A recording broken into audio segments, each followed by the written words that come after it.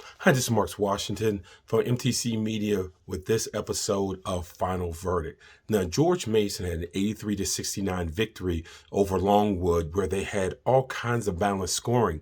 You would think that that would be the theme, the unselfishness, the willingness to move the ball, being less dependent on Josh Oduro, and that was addressed. But the biggest theme was with depth comes responsibility and also accountability. In the next few clips, you're going to hear head coach Kim English speak about accountability and responsibility with depth and the idea of being able to hold players accountable when you have good enough players to come off the bench. Love our depth, and Devin Dinkins was unavailable tonight, and Emeka Naji played minutes at Auburn. So we want to play as many guys that deserve it, but with that comes much responsibility. So, looking at your defensive box scores, some of the guys that were in the minus, right? Why? Defensively.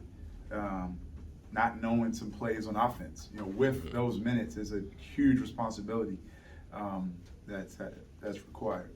The depth is good for multiple reasons. It's good so we can make substitutions for egregious defensive mistakes, egregious offensive mistakes. I had to let a lot of stuff that aren't what we want to do here from a discipline standpoint, from a principle standpoint, from a team value. I had to let a lot of that stuff slide last season, and we're not anymore.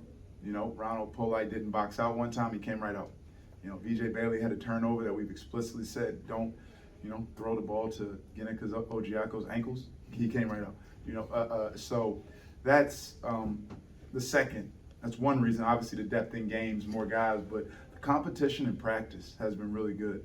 And it was maybe a sign leading up to Auburn, but our second group, our young guy, our second group beat our old group a few times in that practice leading up to Auburn. So the competition has been better in practice. Iron truly sharpens iron. But like I said, Justin was really good offensively. He made some defensive errors. He made some offensive execution errors, which shortened his minutes. Gotcha. I've said this the players control their minutes, not me. What you do from a production standpoint every day in practice and when you're on the court will dictate your minutes, not us, not me. You play as long as you want to play.